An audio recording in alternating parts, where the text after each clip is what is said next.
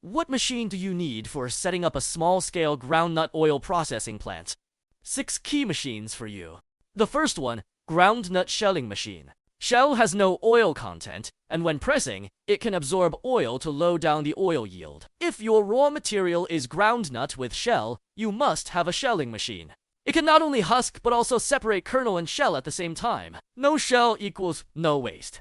The second one, oil seeds cleaning machine. Here, you need 3 equipment: vibrating screen, magnetic separator, and destoner to remove different impurities from the groundnuts. Clean oil seeds equals high oil yield, so oil seeds cleaning machine is necessary. The third one, drum roaster.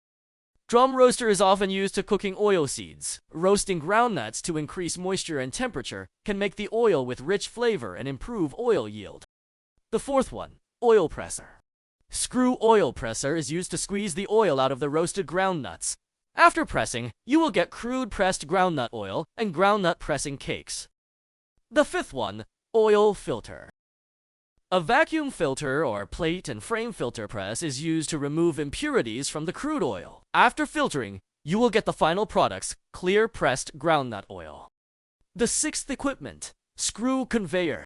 If you want to saving labors and improve the production efficiency, the screw conveyor is necessary. It can transport the raw materials into cleaning machine, drum roaster, and oil presser automatically. Remember, high efficiency equals high profits. Okay, that is the whole equipment for small-scale groundnut oil processing plant.